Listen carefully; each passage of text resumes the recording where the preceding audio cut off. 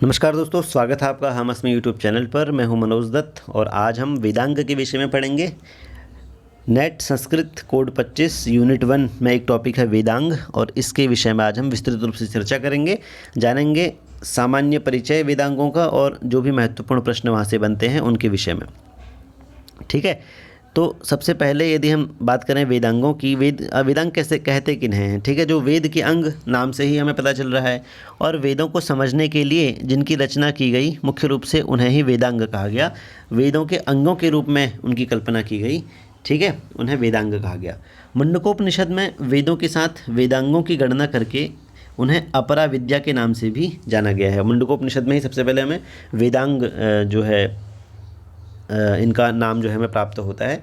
ठीक है, तत्रा परा ऋग्वेदो यजुर्वेद है, सामवेदो अथर्ववेद है, शिक्षा कल्पो व्याकरणम निरुक्तो छंदो ज्योतिषामिति। इस तरह से वर्णन वहाँ पर किया गया है मुंडकोपनिषद में। तो ये एक प्रश्न यहाँ से बन जाता है कि किस उपनिषद में वेदांगों का जो है वर्णन है या नाम रूप से उनका वर्णन किया गया है, तो मुंडकोपनिषद में किया गया है। निर्धारण किस प्रकार से होता है इनका? 6 जो वेदांग हैं हमारे पास, इनकी संख्या कितनी है? 6 है। कौन कौन से हैं? व्याकरण, निरुक्त, शिक्षा, छंद, कल्प और ज्योतिष। इनको यदि हम विषय वस्तु के आधार पर यदि हम इनका विभाजन करें तो वेदों के अर्थबोध को समझने के लिए व्याकरण और निरुक्त बहुत इंपॉर्टेंट है। ठीक है, व्याकरण और निरुक्त की रचना की गई। वेदों के सही उच्चारण को समझने के लिए शिक्षा और छंद की रचना की गई, वेदांग की रचना की गई। और याज्ञिक प्रयोग के लिए यदि हम देखें तो कल्प और ज्योतिष जो है इन वेदांगों की रचना की गई। ठीक है, तो पाणिनीय शिक्षा में जो है वेद पुरुष की कल्पना की गई एक, और वेद पुरुष के अंगों के रूप में इन वेदांगों को समझा गया। जैसे कि वेद पुरुष के यदि हम पैर की बात करें तो वेदांगों में से छंद को पैर कहा गया, कल्प को हाथ कहा गया। वेद पुरुष का हाथ जो है वो कल्प है। वेद पुरुष की आँखें जो हैं वो ज्योतिष नाम का वेदांत है। वेद पुरुष की नाक जो है शिक्षा को कहा गया।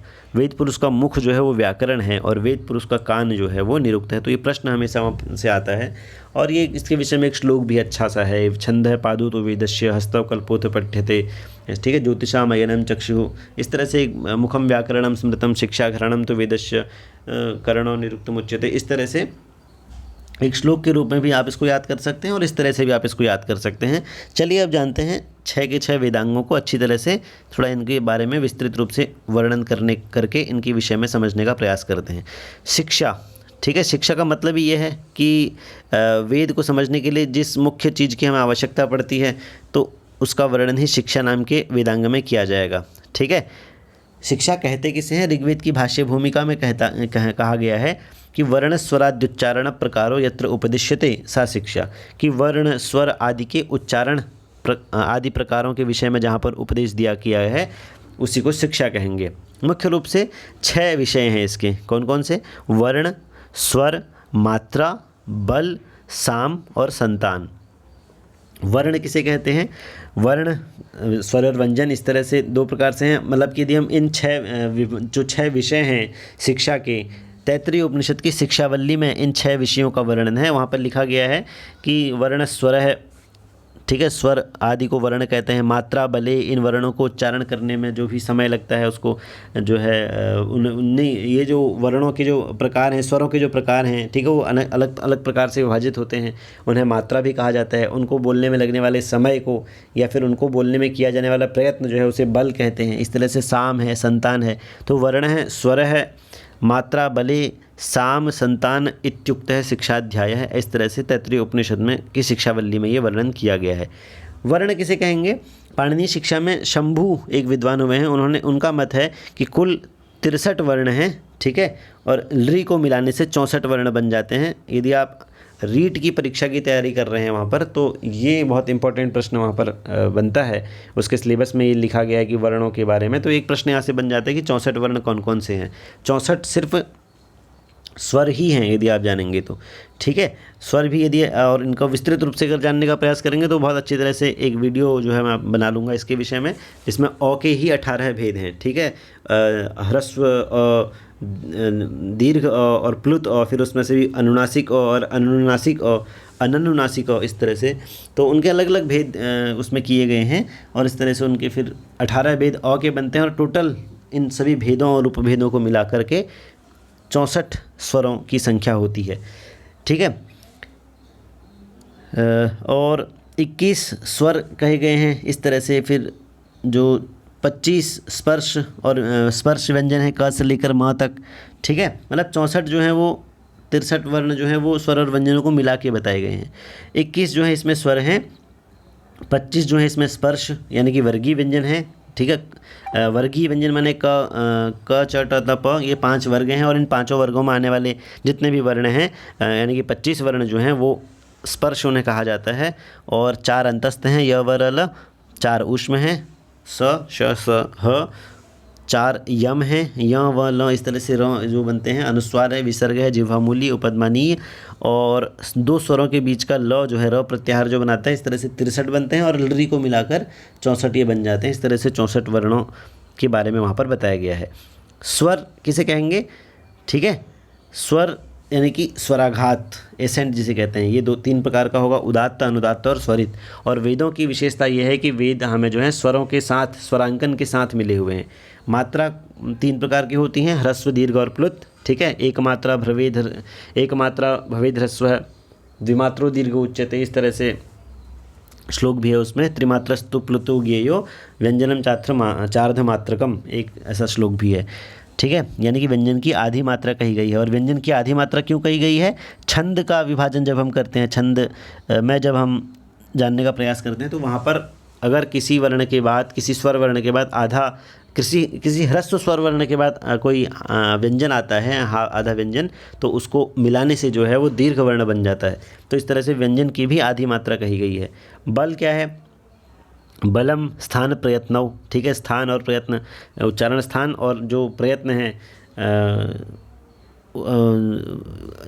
जो कि प्रयत्न कितने प्रकार के हैं? 2 प्रकार के हैं, आंतरिक और बाह्य। ठीक है, तो इस तरह से उन प्रयत्नों को और उच्चारण स्थान को मिलाकर बल बनता है। ठीक है, और साम जो है निर्दोष गुणयुक्त उच्चारण को ही साम कहा गया है। दोष कौन कौन से हैं? गीत युक्त, शीघ्रता, सिर हिलाकर पढ़ना, यथालिखित उच्चारण, अर्थ न जानना और अल्पकंठता, ये जो हैं दोष कहे गए हैं। और गुण कौन कौन से हैं? माधुर्य है, अक्षर व्यक्ति है, पदच्छेद है, सुस्वर है, धैर्य है, लय समर्थ है, ये गुण कहे गए हैं, तो इन्हीं को साम कहा गया है। ठीक है, संतान माने संधि या संहिता के नियमों के साथ वर्णों का उच्चारण करना। ठीक है, पद प्रकृति ही संहिता, इस तरह से निरुक्त में कहा गया है। तो संतान का मतलब है संहिता और संधि के नियमों के साथ जो है वर्णों का उच्चारण कर पाना ही संतान कहलाता है। शिक्षा ग्रंथ पाणिनि से पहले प्रातिशाख्य के नाम से जाने जाते थे और इस तरह से अनेक प्रातिशाख्य हमें मिलते हैं। प्रातिशाख्य का मतलब है शाखाम शाखाम प्रति प्रतिशाख्यम, यानी कि वेदों की अनेक शाखाएं थी और उन शाखाओं के हिसाब से ही अनेक प्रतिशाखाएं भी बन गई थी, प्रतिशाख्य बन गए थे। ठीक है, जिनको कि पाणिनि अष्टाध्यायी के बाद शिक्षा ग्रंथ के नाम से जाना गया।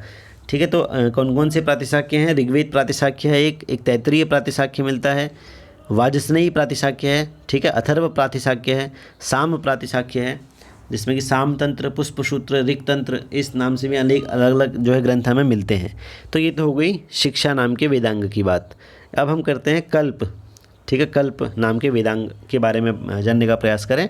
तो कल्प कहते किसे हैं? कल्पो वेद विहितानाम कर्मणाम आनुपूर्वेण कल्पना शास्त्रम। विष्णुमित्र ने ऋक् प्रातिशाख्य में इनकी जो है परिभाषा दी है। सूत्र रूप में ये सभी कल्प जो हैं, कल्प ग्रंथ जो हैं।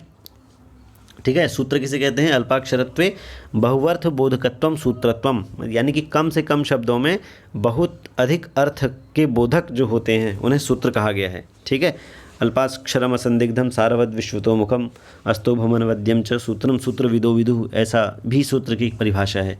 ठीक है, और ऐसा भी कहा गया कि एक सूत्र बनाते समय यदि आधी मात्रा को भी कम कर देते थे सूत्रकार, तो पुत्रोत्सव की तरह उसको मनाते थे। जैसे कि पुत्र होने की खुशी में जो खुशी होती है वो खुशी उनको होती थी।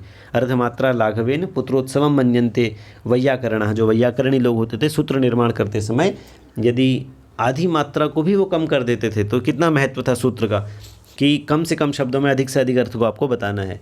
ठीक है, पाणिनि अष्टाध्यायी जिसमें कि लगभग 4000 सूत्र हैं, 3995 सूत्र हैं वैसे तो सूत्र शैली का बहुत उत्कृष्ट ग्रंथ है पाणिनि अष्टाध्यायी।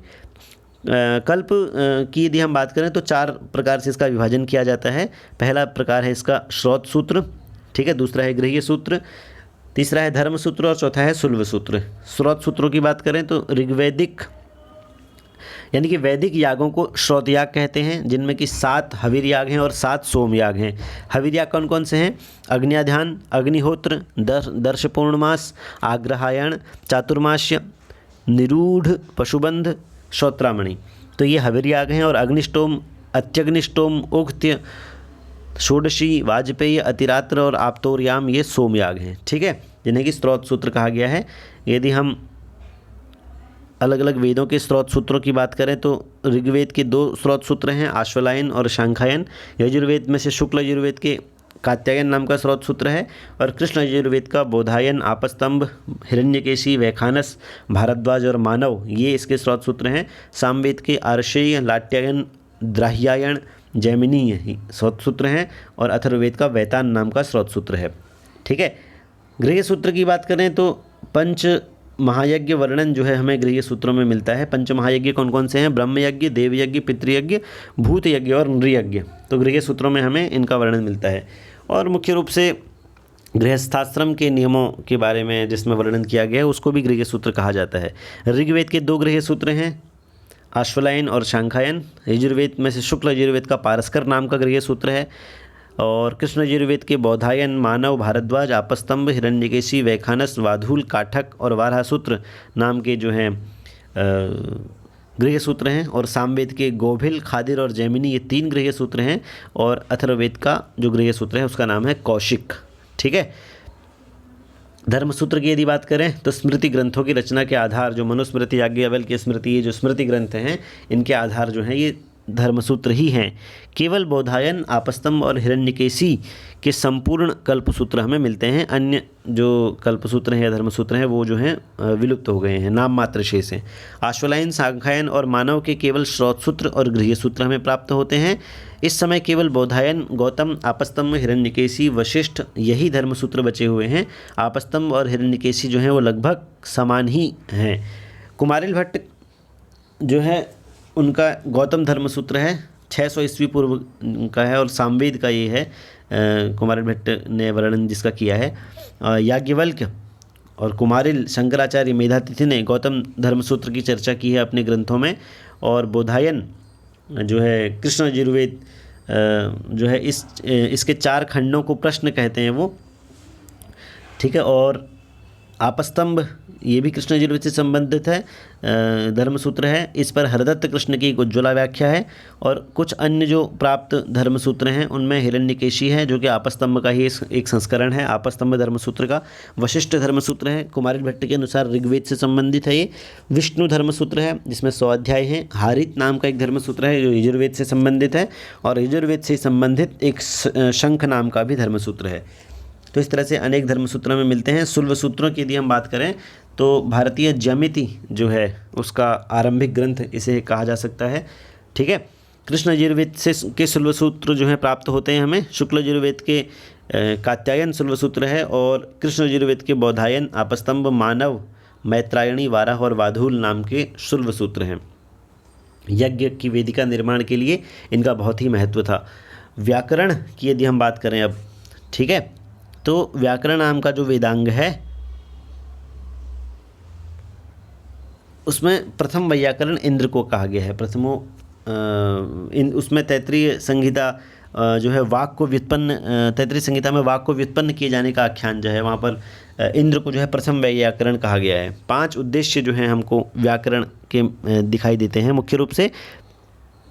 रक्षो आगम अलग्भ संदेहा, ठीक है। रक्षा ऊह आगम, अलग्भ मतलब लघुता, और असंदेह से मतलब संदेह से हीन होना, संदेह रहित होना। ये जो है 5 उद्देश्य जो हैं, इन सब उद्देश्यों में यदि आप इनसे युक्त जब आप होएंगे तो वेदों की रक्षा के लिए जो है मुख्य रूप से वेदांगों की रचना हुई थी। और व्याकरण की रचना क्यों हुई थी? इन उद्देश्यों को रखकर हुई थी कि रक्षा, ऊह, आगम, अलग्भ और संदेह से रहित, असंदेह जिसे कहते हैं। तो ये इसके 5 मुख्य उद्देश्य हैं। सर्वप्रथम व्याकरण पूर्ण ग्रंथ जो है हमें अष्टाध्यायी ही मिलता है। पाणिनि का लगभग 4000 सूत्र इसमें है। अष्टाध्यायी में आए पाणिनि से पूर्व वाले 10 वैयाकरणों का नाम हमें मिलता है पाणिनि अष्टाध्यायी में, जैसे आपिशाली हैं, और काश्यप हैं, गार्ग्य, गालव, चाक्रवर्मण, भारद्वाज, शाकटायन, शाकल्य, सेनक और स्फोटायन। ये जो है इन 10 वैयाकरणों के नाम जो हैं पाणिनि अष्टाध्यायी में मिलते हैं। तो स्पष्ट रूप से ये प्रतीत होता है कि पाणिनि से पहले भी कई ऐसे विद्वान थे जो वैयाकरण थे, जिन्होंने व्याकरण विषयक जो है सूत्र ग्रंथों की रचना की थी, या तो विलुप्त हो गए या फिर पाणिनि के मत में, पाणिनि अष्टाध्यायी में भी उनके मत को प्रस्तुत किया गया था। तो वो भी बहुत महत्वपूर्ण स्थान रखते थे व्याकरण की दुनिया में, ये व्याकरण शास्त्र में। निरुक्त नाम का जो चौथा वेदांग है, निरुक्त किसे कहते हैं? जो वेदों में आए हुए जितने भी कठिन शब्द थे उनकी व्याख्या को समझने के लिए ही निरुक्त की रचना की गई थी। ठीक है, निस, वच और क्त प्रत्यय इसमें लगा हुआ है, निस उपसर्ग पूर्वक, वच धातु है। यास्क के द्वारा ये रचित है। यास्क का समय है लगभग 800 ईस्वी पूर्व, और निघंटु जो है इसमें कहा गया है इसको, और 3 कांड हैं इसमें निघंटु में, नैघंटुक, नैगम और दैवत। ठीक है, नैगम को एकपदिक कांड भी कहा गया है। नैघंटुक जो कांड है वो 3 अध्यायों में विभक्त है, और 3 अध्यायों में पर्यायवाची शब्दों का संग्रह है। जैसे पृथ्वीवाचक 21 शब्द हैं, मेघवाचक 30 शब्द हैं।